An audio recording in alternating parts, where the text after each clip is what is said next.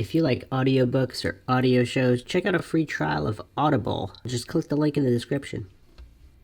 Welcome to Mindshock True Crime. This is your host, Bruce McGuire, and you are listening to the Idaho students' murders.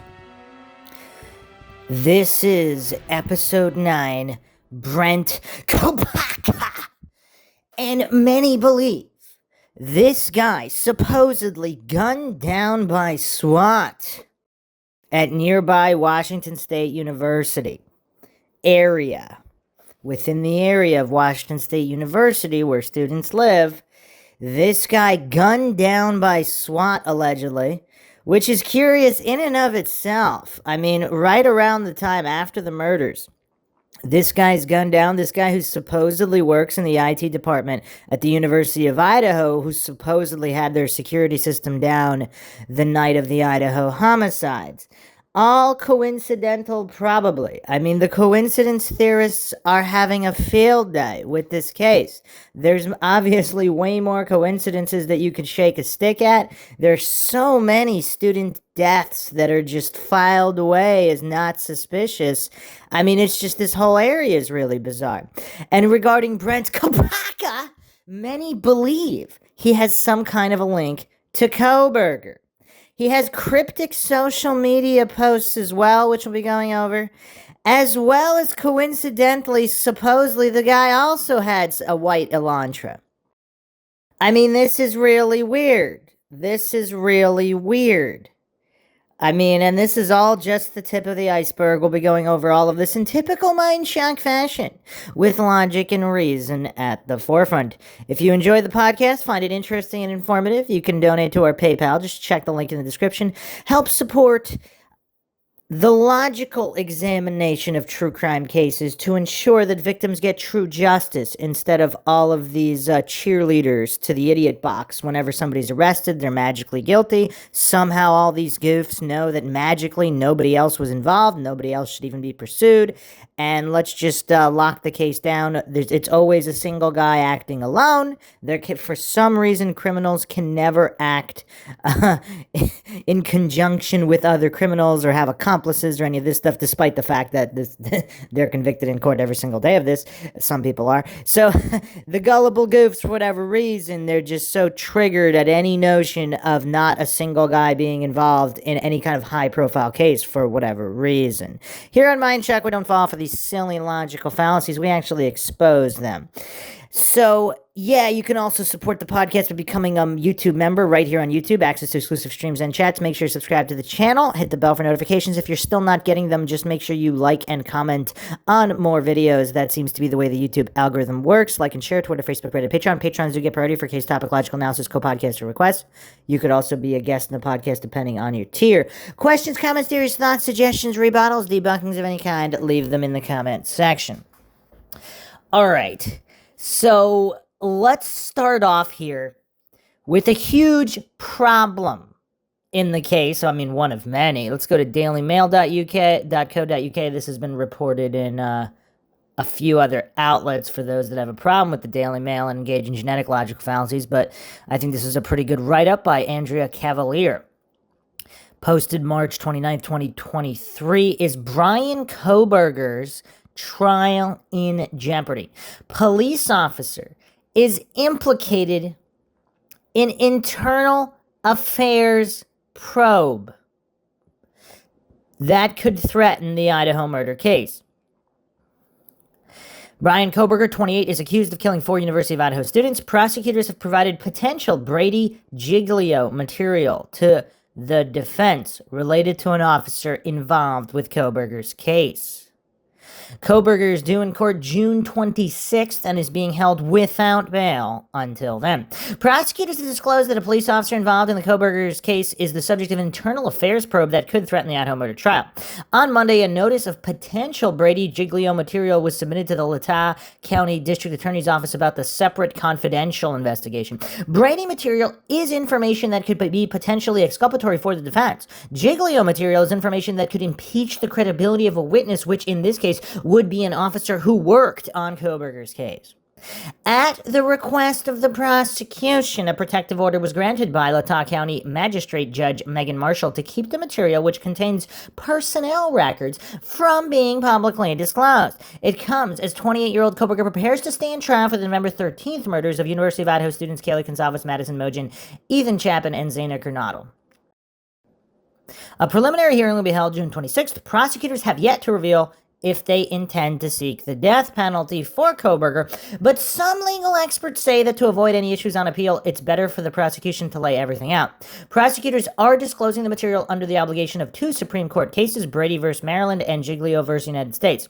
The state has become aware of potential Brady-Giglio material related to one of the officers involved in the above-referenced case, the state wrote in the motion. The state intends to disclose the info to the defendant's counsel, prosecutors said, while adding that information is confidential and exempt from public disclosure. Brady material is any evidence that could prove the defendant is not guilty, Fox News reported. Giglio material refers to any evidence past or present that could impeach the credibility of a witness, the outlet reported. DailyMail.com has reached out to Kohberger's defense team for comment on the development. Nama Ramani, a former federal prosecutor, speculated to Fox News that the relevant material could be related to Kohberger's case or information about an officer's past that impeaches their credibility as a witness at Kohberger's trial. It could be anything. Ramani told Fox News Digital it could be beating his wife. That's a weird thing for her to randomly throw out. Wow. It could be driving fast and he's pulled over, pulling out his badge when he shouldn't. It could be smoking weed. Did she just kind of list the most common offenses police officers are investigated by Internal Affairs for? The material will not be made public because the judge approved the protective order after the motion was filed on Monday. Ramani also suggested that the prosecutors laid it all out in an effort to avoid any issues on appeal should they seek the death penalty. In the prosecution's case, you're thinking ahead, okay, I got a case wrong. You know what? I'm just going to disclose everything because I don't want an appellate issue down the road, Ramani said. Prosecutors have yet to reveal if they intend to see the death penalty for Kohberger, who was charged with 4 counts of first-degree murder and burglary in the deaths of Kaylee Gonzalez, Madison Mogen, both 21, and the couple Zaina Kernodle and Ethan Chapin, both 20, at their off-campus apartment. The slayings shocked the rural Idaho community in neighboring Pullman, Washington, where Kohberger was a graduate student studying criminology at Washington State University. Earlier this week, it was revealed that Kohberger's sisters were both let go from their jobs, and his family has been struggling financially since his arrest in December. It was also reported that the family has not visited Kohberger in jail, but have spoken with him on the phone. It would be curious what those phone conversations are like. Is Kohberger insisting on his innocence? Is he avoiding talking about innocence or guilt completely? Or is there something else going on? And how much does Kohberger know? So if he's guilty with an accomplice, or he was kind of used as a patsy for something he didn't know was going to be murder. Because I've gone over this in the previous episodes. Make sure you check those out for all the different theories. But that was one of the McGuire theories where if Kohberger, apparently he's hanging out at the University of Idaho as well. He's hanging out in the cafeteria, staring at people or whatever from all of these accounts. But either way, he's hanging out in the area. Is he involved in the drug scene? If so, as either seller or buyer, was there something going on at the house, which is a party house? Many allege that it's a house known where you can score drugs or whatever from whatever parties, not necessarily the victims, obviously, but from other people in the home, either the roommates or other individuals. Since it's such a party house, wouldn't it be safer for people who don't live there to do their business there, because then it's safer for them? So is it more likely that someone who doesn't live there simply hangs out there at parties and otherwise and sells drugs from there, but doesn't actually live there? Either way, if there's some kind of crossover with Kohberger and maybe Brent Kopacka or any of these other guys that might be connected, did they kind of set him up as saying, okay, we're just going to go score or sell, and then they knew that it was going to turn into, maybe they didn't even intend to murder anybody. Maybe they just wanted to rough up some people and scare them. Maybe they even got the wrong people. Who knows? And then it all spiraled out of control, and that's why Kohberger, if he was even there, is like walking up to the door, what's going on, and then leaving, even if he himself didn't do anything. If he's being set up as a patsy by either Kopacka or somebody else, some of these, maybe these frat guys or whatever, connections to the sororities, coincidentally, the victims formerly belonging to the only two sororities that were on probation. None of the other ones were, so whatever. Anyway, who knows what else is going on with the fraternities as well? All of these so-called suspicious deaths, are they related to hazing? Are they related to something else, the drug scene, whatever? And Kohberger, maybe he really was there, but would he really leave his knife sheath there? Or if somebody's making it look like he did it, especially if he really was there, would they leave the sheath and then say, oh, look, that clearly points to him? I mean, this is just bonkers. The level of insanity where supposedly this PhD student is going to be this dumb. Now, if he's completely insane, then maybe. But if he has any modicum of intelligence, you would think this is not the way he would carry this out. However, if he was either tricked into being there, or maybe he wasn't even there, but if he was tricked into being there at some point during the night, regardless of whether he was there at the exact time the murders were taking place, somebody else could implicate him more easier in that situation. So again, if you haven't checked out the previous episodes, make sure you check them out. The family made one public statement in the wake of the killings. Quote, we will continue to let the legal process unfold. As a family, we love and support our son and brother, end quote, they said in January after his arrest. We have fully cooperated with law enforcement agencies in an attempt to seek the truth and promote his presumption of innocence rather than judge unknown facts and make erroneous assumptions, end quote. I mean, that's a pretty solid statement there. They're not saying he's innocent. They're saying he deserves his presumption of innocence as any citizen.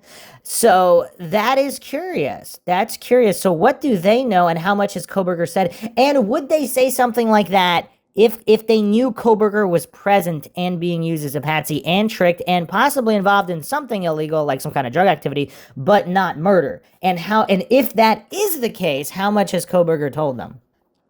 Kohberger, who was pursuing his PhD at nearby Washington State University before his arrest in January, is now back in Idaho, where he's being kept in isolation far from other inmates, given the depravity of his alleged crimes. Kohberger could face execution if convicted of one of any of the murder charges. All right. So, yeah. Now, who is this officer? Some allege this is the very officer who is in charge of the case. And this is Brett Payne.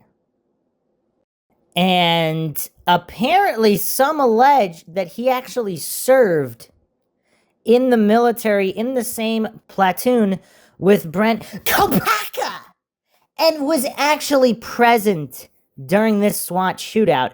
Others believe that it's more connected with the police chief, but either way, I have no idea. Obviously, this is Mindshock, where the only thing we know for sure is that we don't know anything for sure. I am not claiming anything is true or untrue. There's a lot of Dunning-Kruger goofs leaving comments, of course, that can't understand basic first-grade English. I will say it again. I am not claiming anything is true or untrue. It's very simple. No need for these goofs to get triggered. I'm going over an assortment of information and theories, many of which are mutually exclusive. This is the Mindshock podcast, where we approach everything with logic and reason, not presuppositions and hallucinations to already know what is or isn't related, what is or isn't true, like most of the media. So here is an article here. Revealed lead investigator in Idaho murders is a U.S. Army vet with just 2 years of police experience, as desperate FBI adds agents and families grow even more impatient. This was posted all the way back December 20th, 2022 by Jennifer Smith, dailymail.com. Officer Brett Payne joined the Moscow Police Department from the Army in 2020. Payne, 32, is now the lead investigator on the unsolved quadruple murder case. Kayla Gonzalez, Madison Mogen, Xana Coronado, and Ethan Chapin died November 13th. They were all stabbed viciously while they slept in their beds. Allegedly, supposedly that is not true. No one has been arrested, and police still don't have any leads in the case. So this is as of December 20th, 2022. So this is before Kohberger's arrest. The lead investigator in the excruciatingly slow probe of 4 murdered Idaho students is a 32-year-old U.S. Army vet who only joined law enforcement 2 years ago. It has been over 5 weeks since the murders in the house. The killer remains on the loose, and the floundering Moscow Police Department is yet to name any suspects, let alone make any arrests. The FBI added 30 extra agents. Now, the lawyer for Kaylee's family has told her parents were told yesterday that the man in charge of the probe, Brett Payne, has been on the force for just 2 years. So he was hired in 2020 as a rookie. He has a total of 2 years experience. All right, kind of weird. So he was served in the 82nd Airborne Division in Afghanistan. And this is his first policing job. So the 82nd Airborne is supposedly an elite infantry division. Now that's curious. That's curious. Not to get into super, super deep conspiracy land, but would someone like Kopacka or even Officer Payne here more likely to execute this siege on a house, killing 4 people in the middle of the night? Is an elite military-trained individual more likely to do this than somebody like Kohberger? I don't know. I'm just asking questions here. And is it possible that Payne and Kopacka actually knew each other? Were they both involved? Who knows what's going on here? I mean, this case is just really, really bizarre. That's pretty much the only thing that can be deduced conclusively at this point. Other people allege that if Kohberger and Kopacka acted together, and Kohberger really is smart, did he perhaps know that the cops were closing in and he set up Kopacka to be killed by SWAT, feeding them whatever information? Again, this is just what people are discussing. I'm not claiming that is true or untrue. Come With Me Crime posted this on the Mindshock podcast regarding the Moscow Murders cover-up podcast. RVing Keep It Rolling posted this. Wow, I didn't know about the LinkedIn account. This is regarding Kaylee Gonzalez's LinkedIn account, which somehow disappeared. I think Bryan being set up, and I think DM is involved. I think Kaylee and Maddie had information and was talking about it. Could have been drugs or about the sorority. Cops, but they had some kind of information that got them killed. And Dylan may be Bethany involved. Strange how DM called sorority friends first.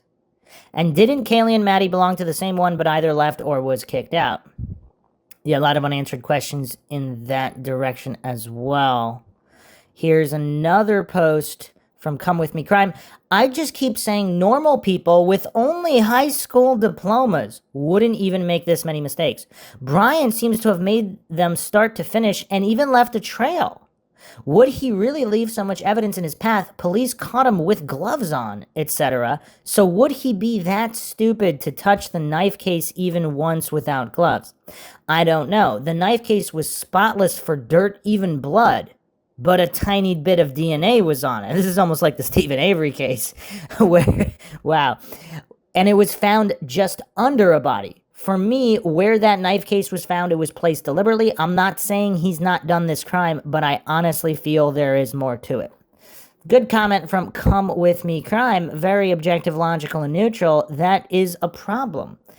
Again, unless he's completely insane, but even then, I mean, wouldn't he leave even more evidence then? I mean, I don't know. It's really weird. Let's look at another article here. Idaho murder suspect Bryan Kohberger kept ID tied to the killings. Or again, is that another planted piece? Who knows? This is an article in New York Post. Olivia Land, April 7th, 2023. University of Idaho murder suspect Bryan Kohberger may have held onto an ID belonging to one of the 4 killed in the shocking November stabbings, sources claimed this week. Kohberger, 28, was arrested in Pennsylvania December 30th, 6 weeks after Gonzalez, Mojin, Kernodle, and Chapin were murdered in their off-campus home in Moscow. In addition to DNA evidence tying Kohberger to the grisly scene, an unsealed search warrant suggested police found unspecified IDs in the glove box of the doctoral student's car, News Nation's reported. Okay. Would he really be that dumb to leave an ID in his own glove? I mean, again, we're going back to does this look like a frame up, or does it really look like this PhD criminology student would make every mistake in the book that even, really dumb people wouldn't make? I mean, this is really, really weird. And is it possible that one of these police officers is actually planting this evidence? And does the IA probe refer to some kind of planting in other cases, where obviously that would shed some doubt on this case as well? And here's the thing. When cops frame people, I mean, what kind of person would they look to frame? Would they look to frame a weird, psychotic-looking guy like Bryan Kohberger? Because the masses would easily believe that he could be capable of something like this. And maybe he is capable, maybe he didn't do it. Maybe he killed other people, but he's not guilty for this particular crime. But again, police want to solve cases, they want to be heroes, etc. Certain ones are willing to bend the law, obviously. There's no shortage of this. I do have the Stephen Avery podcast episode on crime lab corruption coming up, where there's literally dozens and dozens of cases where officers were involved in switching labels at labs and etc. And these are only the ones that are found out about, and there's so many of them. It's going to be a very long episode, obviously, going over all the ones that, and these are just the ones that they found out about. I can only imagine how many other ones there are. But if that's the case here, what is going on? Obviously, coincidence theorists will hallucinate that there's absolutely no chance any of this could happen in this particular case, regardless of how many other cases it happens in. I mean, these are silly goofs, but that's why the Mindshock podcast exists, so we can examine this logically and objectively. It's a big deal. This is a smoking license. Retired FBI agent Jennifer Coffindaffer. What a name. Coffindaffer? Told the network's Chris Cuomo of possible discovery, which cannot be confirmed due to a gag order on the case. Wait, so there's a gag order? Oh, she's a retired FBI agent, so she got some kind of inside source? Just like the knife sheath with a smoking sheath found next to Mojin's body with his DNA on that clasp, how convenient.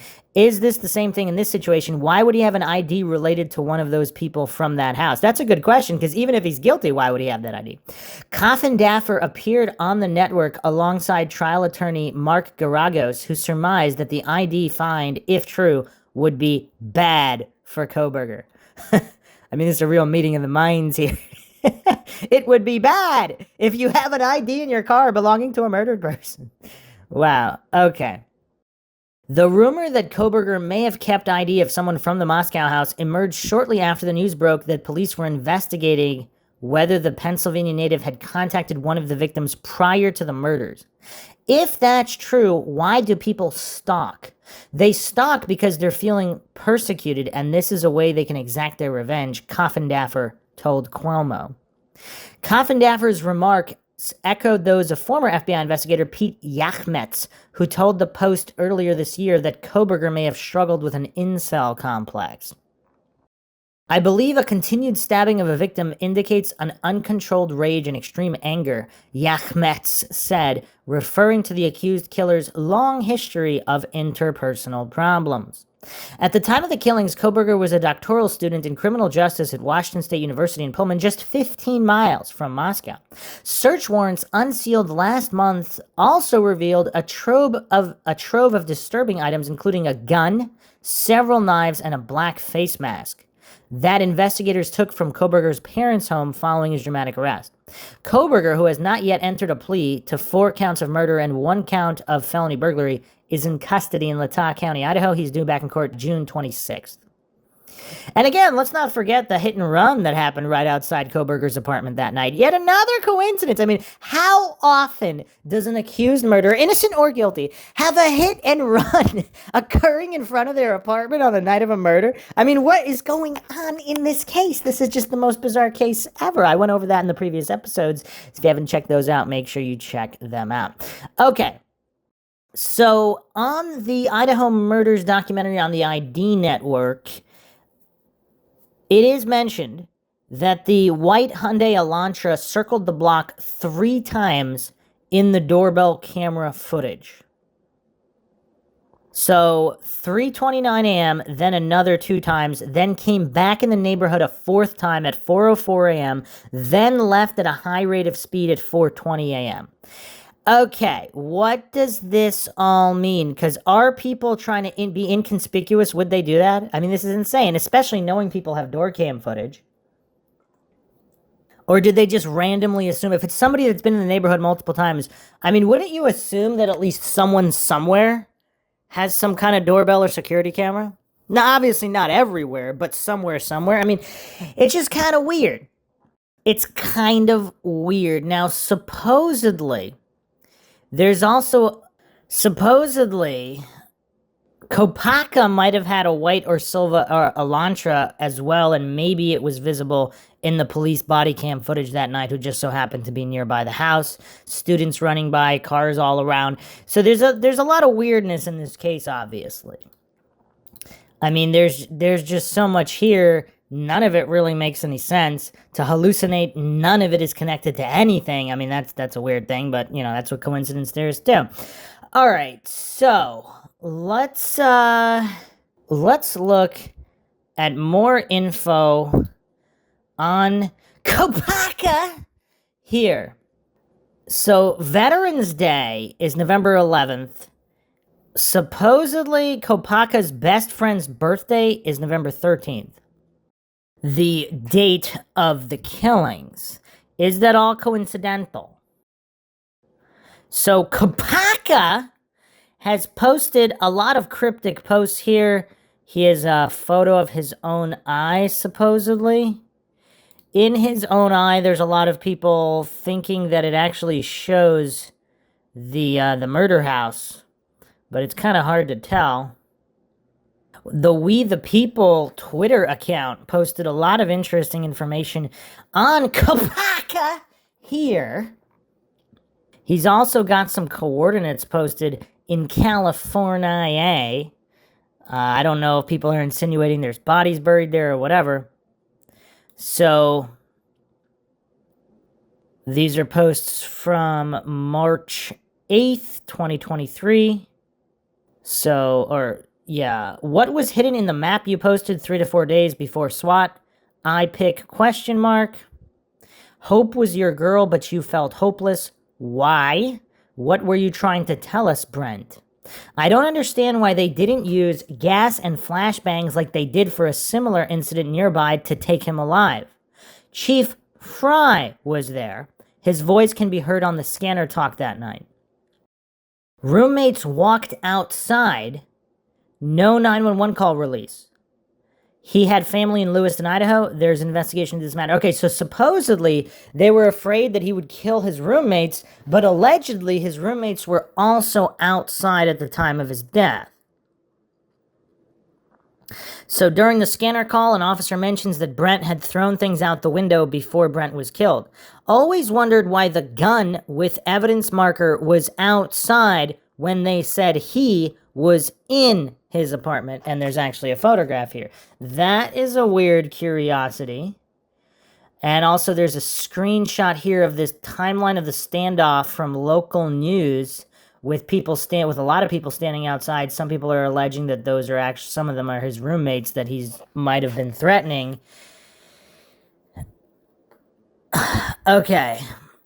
This is all really weird. So, timeline of the standoff here, 9 p.m. start point, 3 a.m. tweet from Washington State University, 3:47 a.m. fire started, building evacuated, 4:22 a.m. law enforcement shoots suspect. So, is there nobody inside at the time he was shot? So, there is a post here. I'm assuming this is a YouTube screenshot. This lady says Brent lived with 2 female roommates with names similar to 2 of the King Road victims. There is one video on the Wayback Machine website with 2 of the roommates from the Brent Kopacka situation. I seen it a month ago, now I cannot find it. Odd that the 2 roommates' names of Brent Kopacka is Kylie, and the other girl's name sounds like Madison, but not Madison. I'll see if I can find that video. I mean, that would obviously be a coincidence as well. Everything is a coincidence in this case, obviously. There's nothing that can't be a coincidence according to the coincidence theorists. So supposedly this is not Chief Fry's jurisdiction, so people are speculating why... Chief Fry. So this is the police chief of the city of Moscow. So some people are asking why he's dealing with the Kopacka situation. I mean, it's not that far away, but still. I mean, this is all really, really bizarre. We the People also brought up a case, the 5 University of Florida co-eds murders, where 5 students were killed in Florida with a K-bar knife, most of them sleeping. 4 females, 1 male. The first guy arrested was a student, but the killer ended up being somebody else. This was in Gainesville, Florida. We the People also posted this tweet. Anyone think it's weird that there's no pictures or videos of Bryan in Pullman or Moscow? Not at a restaurant, school, festival, party, bar, apartment, house, etc. The work ID is the only thing I've seen from there. Dude's a ghost. Room Rental posted this. He had friends and also went to a pool party, plus neighbor dude was inviting him over. If he was such a recluse, that would not happen. Lots of people I know aren't on social media, so they have no pictures floating around. Some go to public events, some don't like having pics taken. Here's the thing though, not necessarily pictures of him posing in the pictures, but in the background, because obviously this is college. Most college students, especially females, are posting, taking countless photos all the time. So he would be in the background somewhere, not to mention security footage of whatever establishments. Yeah, it's pretty weird. So the other thing that people are finding curious is that the vehicle they're looking for is a 2011 to 2013 Elantra. Kohberger has a 2015 Elantra. So this is the wrong year. I mean, it's not off by a lot, but is that a different body style? Yes, it is. So the 2015 is the 6th generation Elantra. The 5th generation was 2010 to 2014. So, wow. So that's a completely different body style in the 2015. I mean, not completely different, but different. So you would think that law enforcement were pretty clear with the Elantra they were looking for. This does not match. Okay, so they're looking for a 2011 to 2013. So does the 2014 Elantra also have a different body style? And then the 2015 has another different body style. And let's go into the next point here, because just as a quick aside here, let's go to Q13 Fox. Idaho murders, 90 white Elantras were registered to park on campus as cops struggle to find vehicle. So those are only the ones registered to park on campus. Those do not include any white Elantras registered to private citizens in the exact area driving around those neighborhoods. So it's 90 that were registered to park specifically on campus. So that you would think, I mean, there's at least, I don't know, a couple more, if not way more, just simply registered to private citizens in the area who are not parking on campus. So this is crazy. The University of Idaho has 90 white Elantras registered to park at the school. Vehicles similar to one police are seeking in connection with the quadruple homicide just steps off campus, records show. So this article is December 28th, 2022, before the arrest by Michael Ruiz. Wednesday marked 45 days since the slayings, and police are still seeking the car they say was spotted near the scene of the crime on Kings Road early hours of November 13th, 2022. On December 7th, police announced they were looking for a white Hyundai Elantra from between 2011 and 2013 in connection with this case, and as of their most recent public remarks, they still have not found it. Progress continues to locate the white 2011 to 2013 Hyundai Elantra, believed to be in the immediate area of the King Road residence during the early morning hours of November 13th.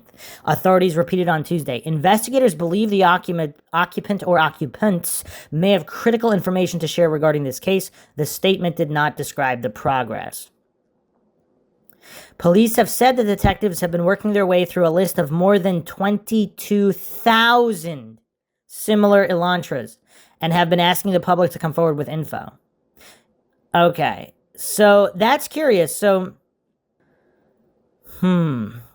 So there's, of course, the footage from the clerk showing a white car, but there's also, since then, information has been released regarding the white Elantra that was circling the block or circling the neighborhood several times.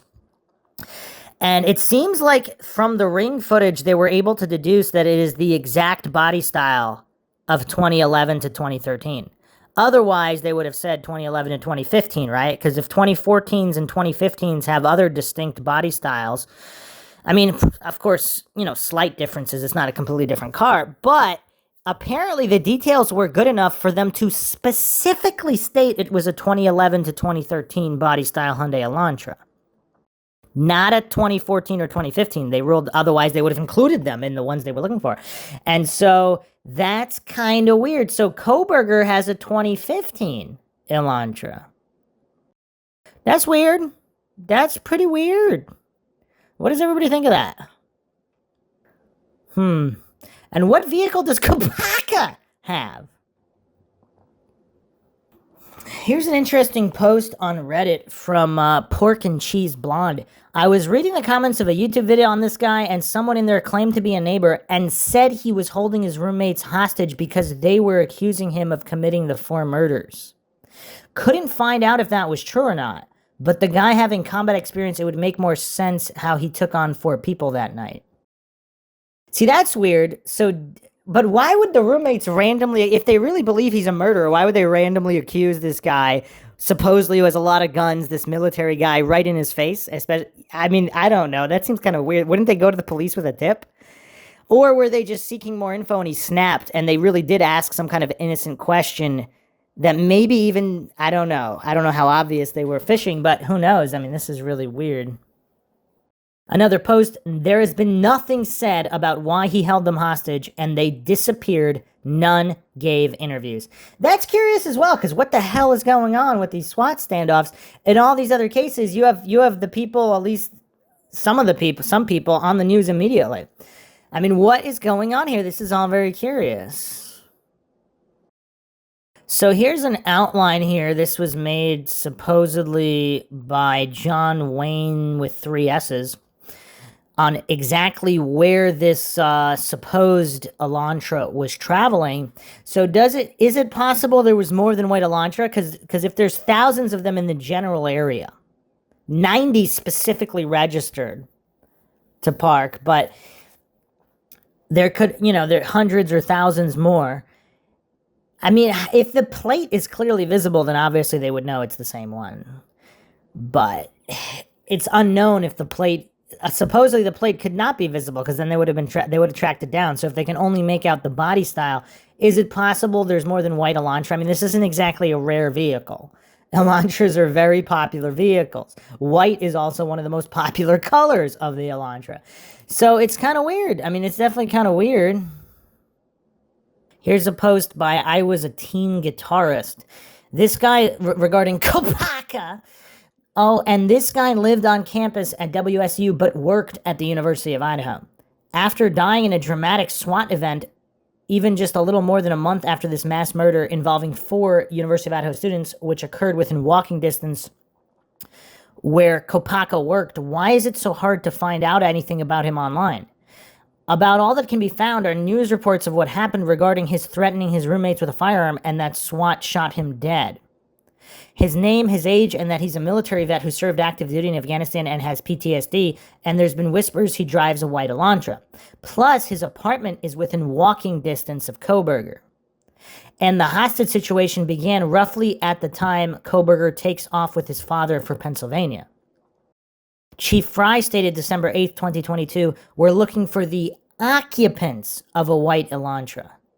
1 week later, Kopacka apparently loses it, threatens his roommates with a gun, gets into a hostage situation, and is shot dead by SWAT. Another poster said that they changed their statement to a single person in a white Elantra. I Was a Teen Guitarist responded, this is my theory. It is not intended to accuse anyone of anything. But let's face it, Kohberger was an easy target if the statements about him being socially awkward, possibly autistic, is true. He's an out-of-towner. Unlike nearly everyone else called possible suspects by podcasters, online sleuths, and even hinted at by family members, one family member suggested some of the early people cleared were cleared too soon. Kohberger is the only one without family in the Washington, Idaho area. If and only if Kopacka had anything to do with this, he chose an interesting time to decide to pull out a gun and hold his roommates hostage.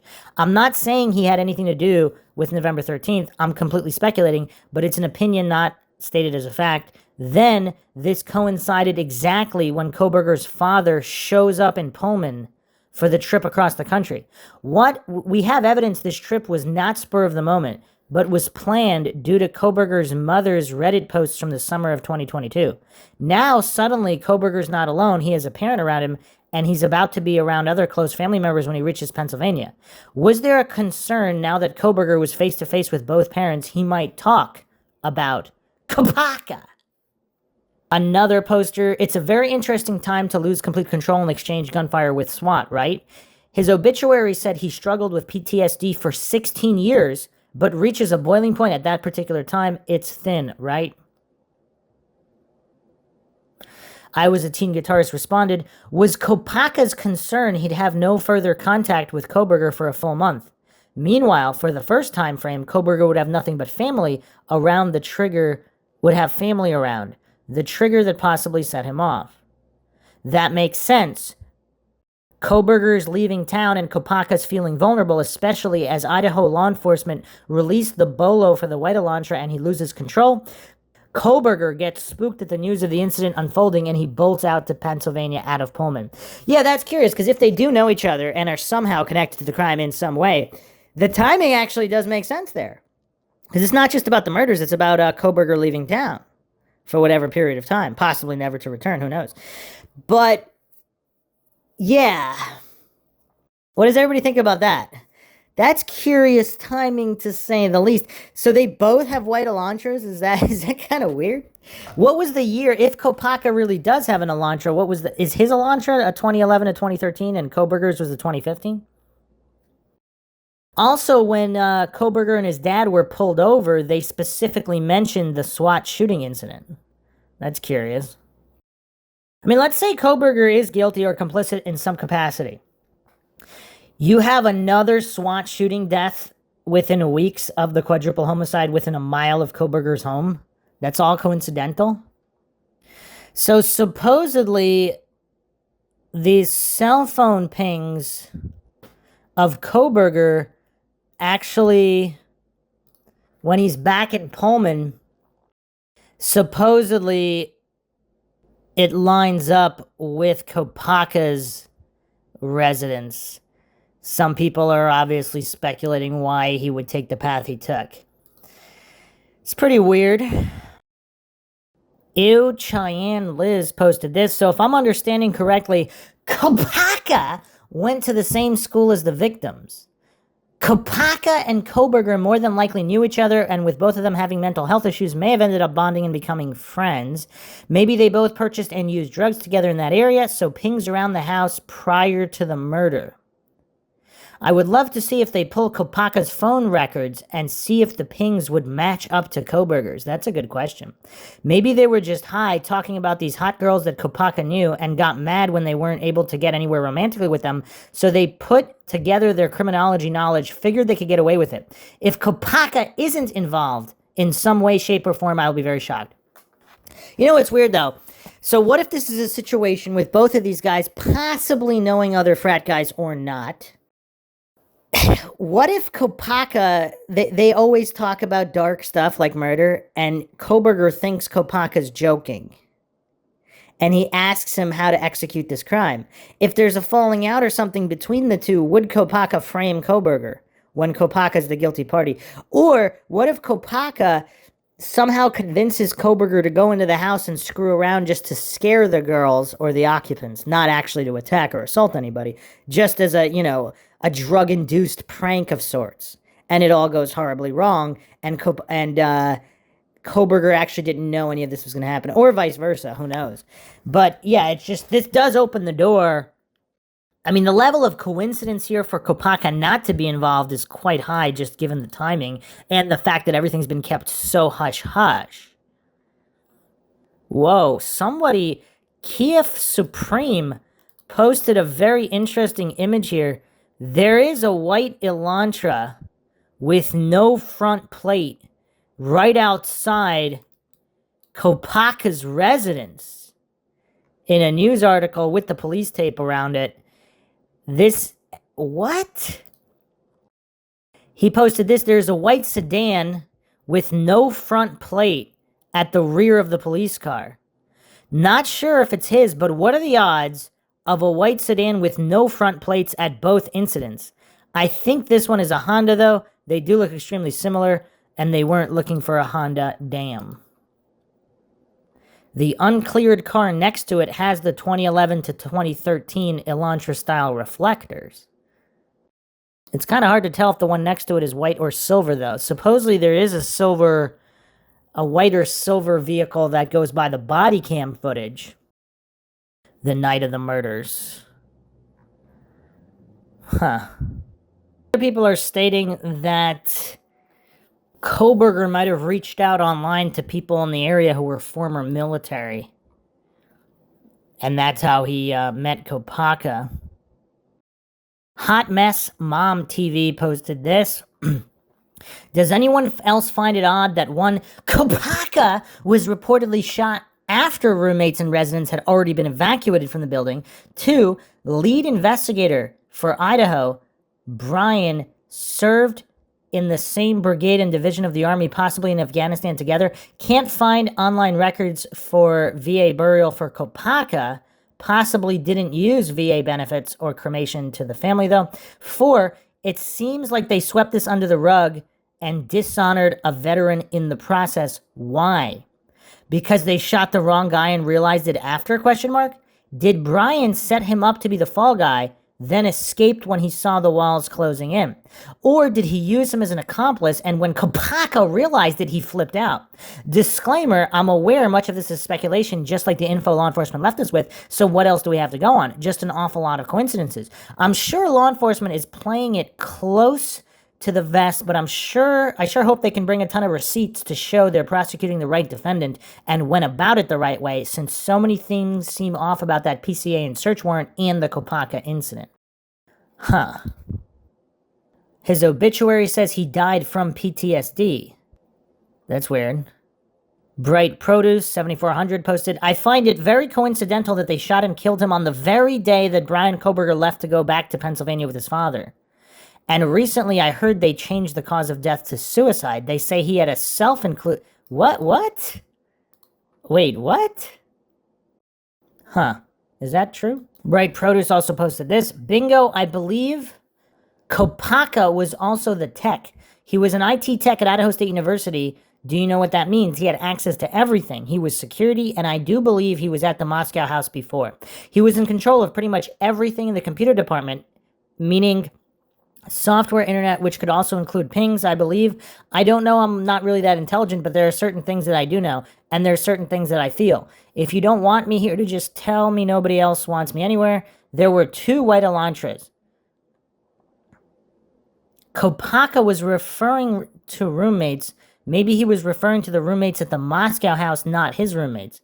Maybe the pressure was too much for him and he snapped. Maybe he knew a little more than we think. A few more interesting posts here. Pork and Cheese Blonde. What about the white truck that pulled up into the Corner Club parking lot all slow while the girls and Jack were walking by? There's a YouTuber that has spent a lot of time talking about the truck and the strange movements that night.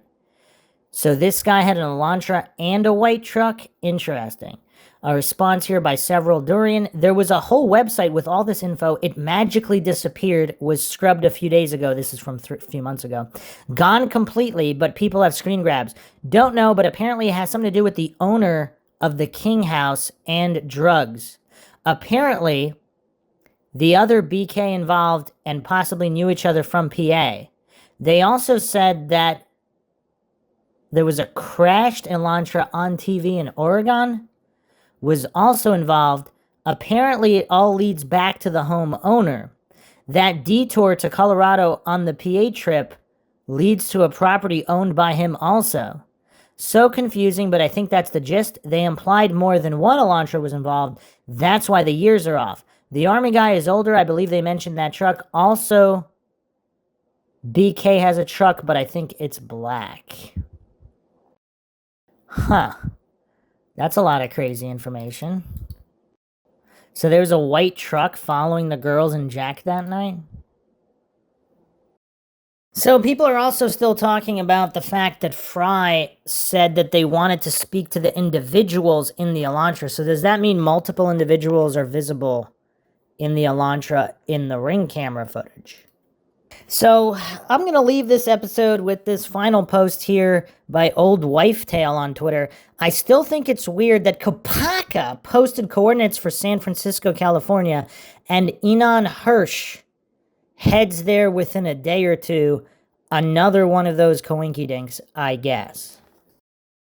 And Enon Hirsch, of course, is the neighbor who said he heard screams the night of the murders. And we'll be going over Hirsch in the next episode because there's so many curiosities regarding this guy. I mean, if there is some kind of drug overlap involvement, it could make sense that multiple people know things, even though they weren't necessarily directly involved with the murders. But yeah, the coincidence stack is quite high. Wow, here's a post from Penguin Methods on Twitter. He wasn't AWOL, he was VA disability. This is regarding Kopacka. Created social media accounts December 2012. Most of them are now scrubbed. His LinkedIn says government contract. If Instagram account is legit, he followed 137 people, including Kaylee Gonzalez and Madison Mogen. He had 48 addresses linked to him. Wow. One of them was actually a gun shop as well. I mean, this is kind of insane. Enon Hirsch left the area the morning of the 16th, right after Kopacka was killed. Huh. That's weird. Dear Sir or Madam responded, his whole story regarding Kopacka isn't being told. I've never heard of a Purple Heart veteran's SWAT death not be investigated. Some follow-up posts. I always wondered if it was Brent and not Bryan Kohberger who was into Kaylee or Madison. The supposed photo of Madison on Kohberger's phone could have been a message from Brent. Wow, that's curious. So there's supposedly a photo of Madison on Kohberger's phone. This is kind of weird. Some people are actually claiming that the photo Kopacka posted of his eye, the reflection of a house in his eye, they're claiming it's actually Kohberger's family's house in Pennsylvania. Was that perceived to be some kind of a threat by Kohberger? Is Kopacka stating a threat there? And that's why Kohberger headed home? That's kind of weird. Or is it just kind of a weird post of, I'm watching you and your family for whatever reason? Make sure you don't reveal anything. Not necessarily a threat, but just, I know where you are and I'm watching you. That's really weird, but I don't know if it's possible. I don't know if you can tell what that is, what the reflection is. I guess it could be any house. Very, very bizarre, nonetheless. Well, this is also weird. If you go to giglio-bradylist.com, it says the Moscow Police Department is not in compliance with the nationwide public-facing Brady List or the Supreme Court of U.S. Brady Doctrine or the U.S. Freedom of Information Act or the State Sunshine Law or the Open Government Act or the Open Government Initiative or the Open Government Directives. Wow. And this is not a big department. They apparently have at least 3 officers on the Brady List and not in compliance with all the... Wow, this is insane. What is going on in Moscow, Idaho? This info also coming from the We the People Twitter account. Oh, there's actually one more post I wanted to go over. The DoorDash driver was apparently a female. So this female DoorDash driver supposedly also quit immediately after. Now, that doesn't mean anything, right? Because if you're a DoorDash driver, you deliver to a place that turns out to be a quadruple homicide, you might be too scared to ever do that job ever again. So that doesn't necessarily mean she saw or heard something, but it is kind of weird. And there's actually, what is going on here? I mean, there's just so many other issues. The neighbor, a female neighbor, got her car broke into and her underwear left in a cup holder March 2nd, 2022. This neighbor apparently bought a Ring camera after that. Huh. And there's so many oddities of people breaking into houses. Of course, all the animal killings in the area, all the fraternity and sorority issues. But that's kind of weird. There was a parent here, names all blacked out, posted on Facebook. The rumor I'm hearing, this was immediately after. This was November 16th. The rumor I'm hearing circulating amongst the friends, they are also saying, rumor is the stalker didn't get the girl he wanted. It was one of the girls upstairs, and that's why they have fallen off the planet, nowhere to be found, and social media shut down. This stalker supposedly hacked the Wi-Fi, booby-trapped cars, and has been harassing them. Again, this is all a rumor amongst the kids up there. I don't know if they're alleging here that, wow, that's a theory we did not go over. What was one of the other two roommates the real target? Huh. That's crazy. That's really weird. And that's why they were hidden away from the public. Huh.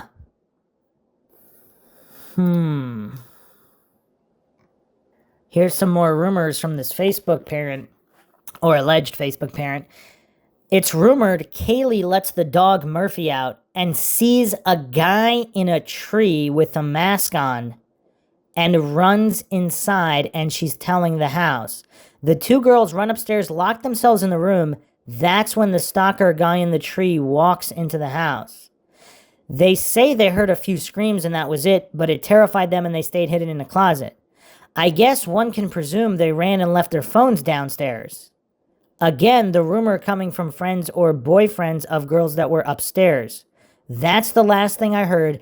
Everyone is just relieved to be out of Moscow right now. If I hear anything else, I'll share what I think I can.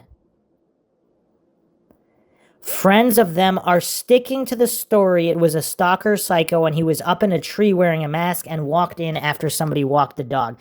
Wow, this is mind-shocking information. This is from November 17th, 2022.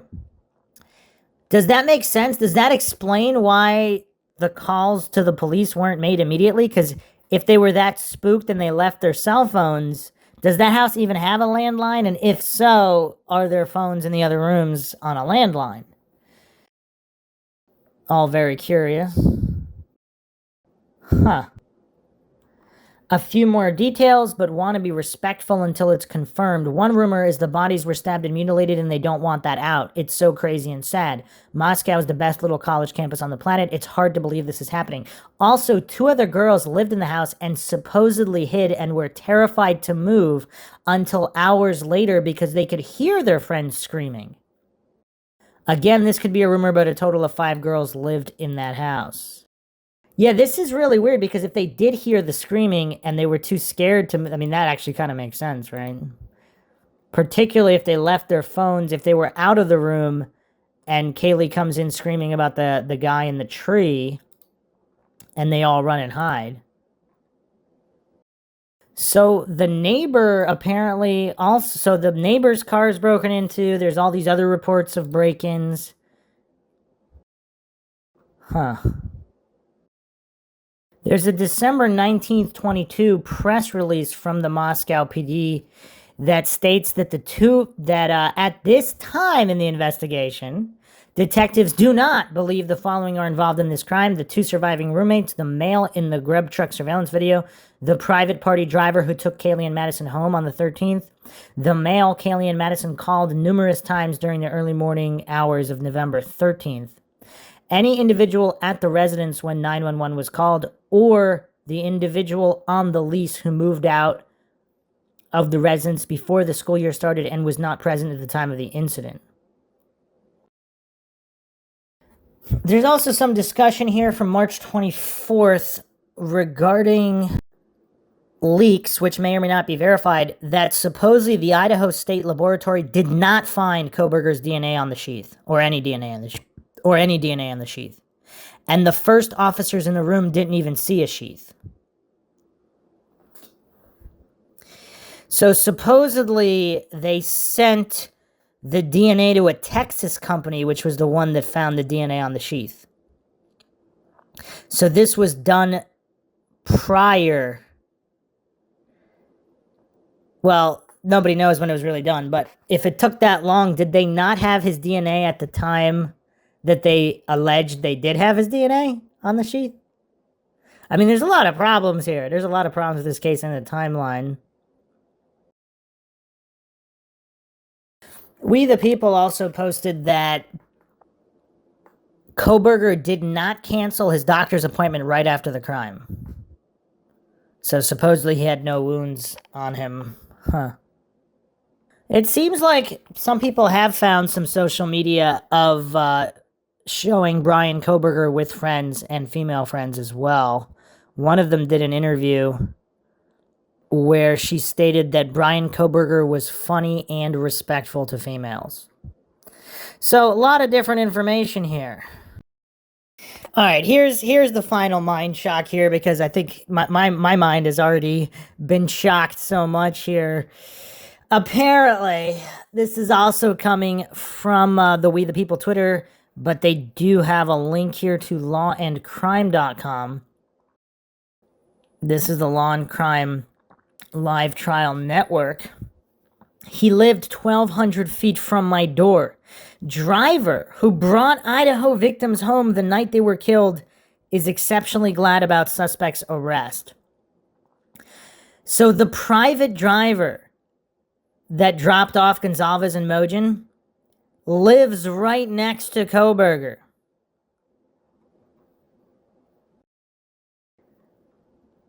He's also the one who sent in the tip about the Elantras. Wow. I mean, this is crazy. And let's not forget the hit and run, coincidentally, right in front of Kohberger's apartment as well.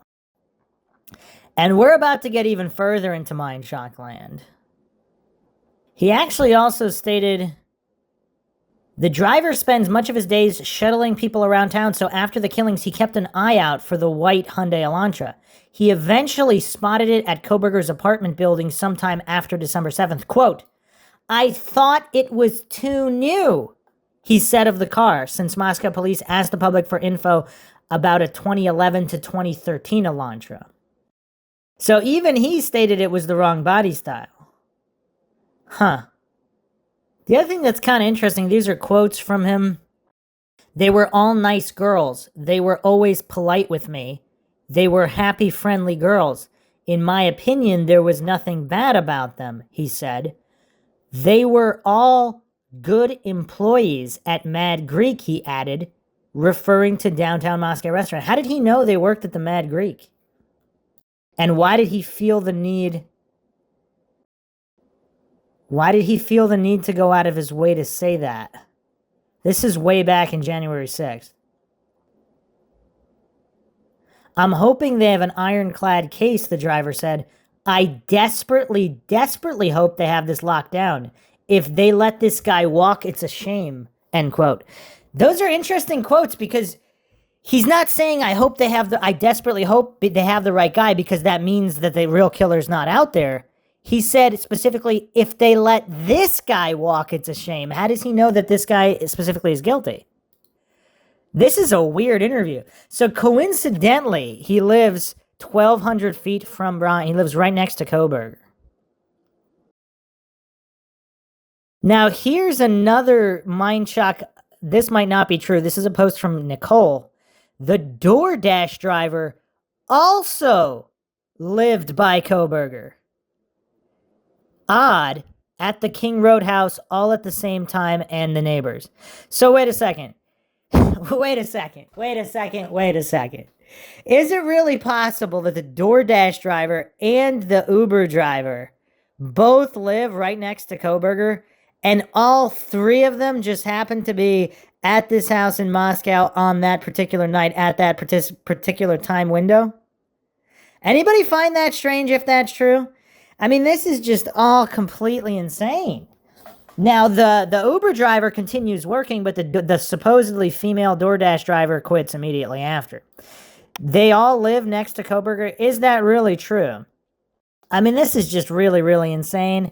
I believe that's enough mind shocks for now. In the next episode, we'll be getting into Inan Harsh, and if there are any connections there, because there's also a whole slew of coincidences in that direction. Hope everybody found another edition of Mindshock True Crime interesting and informative in the Idaho Murders case series. If you want to help support the podcast, help get more mind-shocking information out there, keep up awareness in cold cases and current cases, and ensure that justice is served, you can donate to our PayPal. Just check the link in the description. Make sure you subscribe to the channel, hit the bell for notifications. You can also become a YouTube member right here on YouTube, access to exclusive streams and chats. Like and share Twitter, Facebook, Reddit, Patreon. Questions, comments, theories, thoughts, suggestions, rebuttals, debunkings of any kind, leave them in the comments section. This is Bruce McGuire signing off. Catch you guys next time.